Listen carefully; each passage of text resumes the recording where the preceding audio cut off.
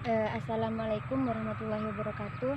Saya Helmi Mufidah Alatrilia dari Prodi Sejarah Peradaban Islam. Di sini saya akan menjelaskan sedikit tentang kesenian Islam yang ada di Indonesia. Bukan hanya tren sekarang sih, dari dulu, dari sejak zaman Nabi Muhammad SAW, kesenian ini sudah ada dan sampai sekarang juga masih ada dan masih dilaksanakan oleh masyarakat Indonesia, yaitu kesenian hadroh. Hadroh ini berasal dari bahasa Arab, yaitu hadrohu yadrohu hadron atau hadrotan, yang artinya hadir atau kehadiran. Kenapa kok dinamakan hadroh? Karena dulu sejak zaman Nabi Muhammad SAW, kaum Ansor ini menyambut kedatangan Nabi Muhammad SAW berhijrah dari Madinah ke Mekah, yaitu dengan nyanyian sholawat dan diiringi dengan tabuan. Nah, dari situlah dinamakan hadroh kesenian Islam.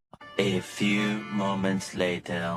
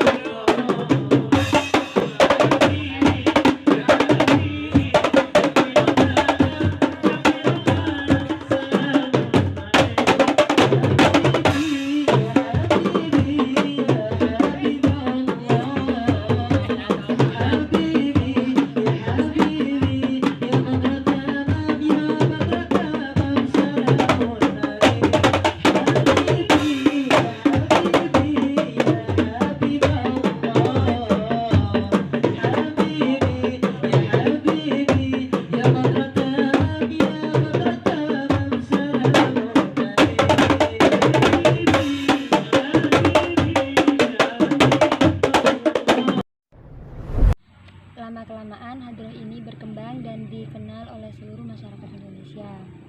Biasanya hadroh ini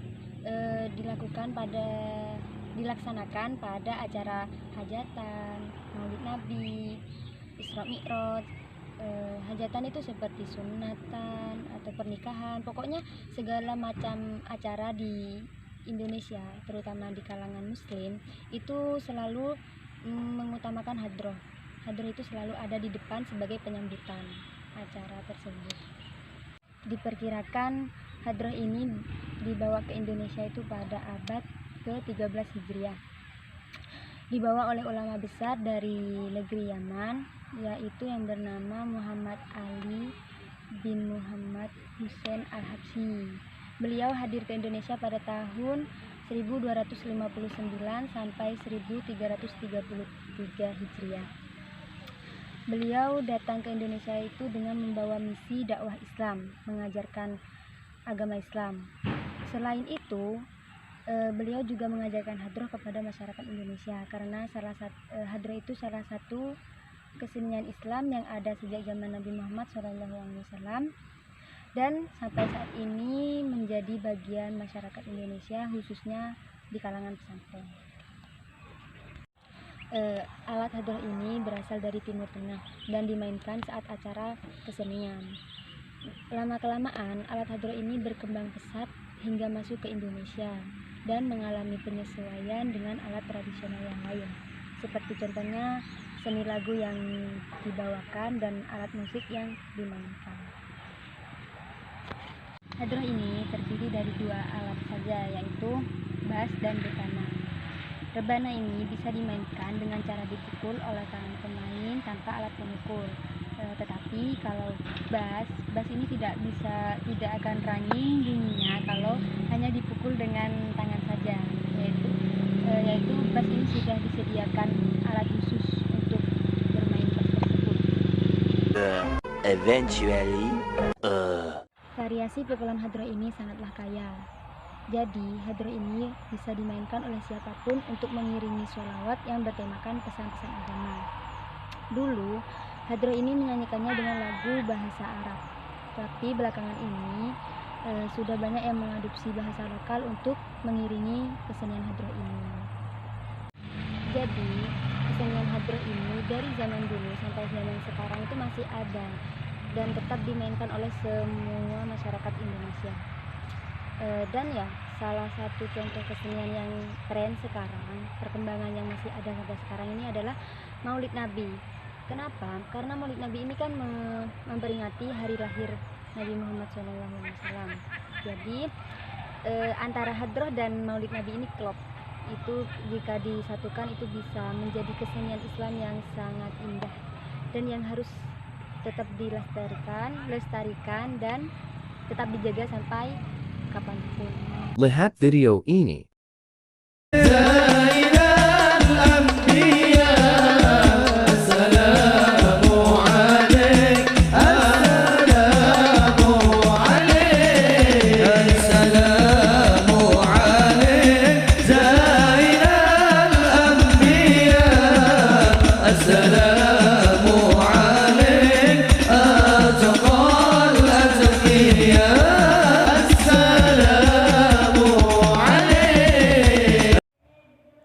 Perkembangan hadroh saat ini di Indonesia. Kesenian hadroh ini tidak lepas dengan sholawat, yang umumnya sholawat itu berdoa adalah doa kepada Allah Subhanahu wa Ta'ala untuk Nabi Muhammad SAW beserta keluarga dan sahabatnya. Jenis musik tradisional ini biasanya diapresiasikan dalam bentuk dan gaya yang bermacam-macam. Seni musik tradisional ini tidak hanya tumbuh dan berkembang di Indonesia saja, melainkan di negara-negara Asia lainnya, yaitu di Timur Tengah, Afrika, Eropa, dan negara-negara lain yang dimana di situ ada umat Islam berada. Dalam hal ini, kesenian hadroh bukan hanya sekedar dimainkan untuk didengar dan dinikmati sendiri, tetapi kesenian ini juga sering kali dipagelarkan di hadapan masyarakat setempat, terutama di pesantren, yaitu seperti peringatan hari lahir pesantren, akhirus sunnah, sesekali untuk peringatan Maulid Nabi, dan lain sebagainya.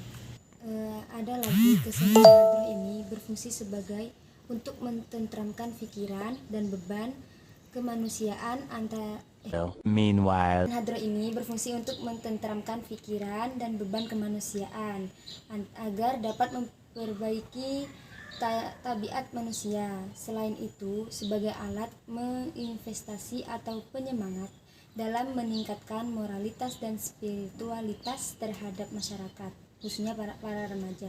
Di samping itu, hadroh juga dapat berfungsi sebagai sarana atau alat berzikir, sebagai manifestasi dari wujud syukur kepada Allah Subhanahu wa Ta'ala atas nikmat yang telah diberikan oleh Allah kepada hambanya.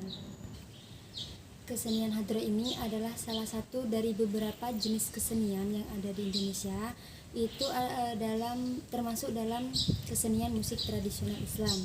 Bahkan di dalamnya banyak tersirat beberapa nilai yang terkait dengan aspek-aspek pendidikan seperti akidah akhlak, ibadah, sosial.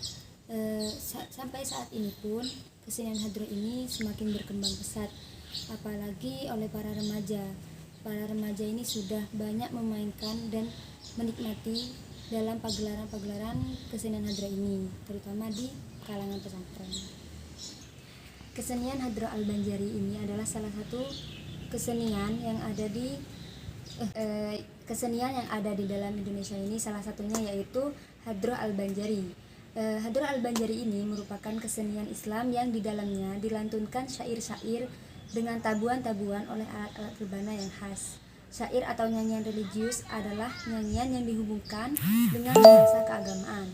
Agama merupakan tujuan dan isi dari nyanyian tersebut. Oleh karena itu, nyanyian religius syair-syairnya hanya menceritakan tentang sholawat kepada Nabi Muhammad SAW, tentang menceritakan kebesaran Al-Quran, kecintaan kepada Allah, kenikmatan surga, dan menceritakan makna ketuhanan dan keimanan yang dibawa oleh Rasulullah SAW. ثمار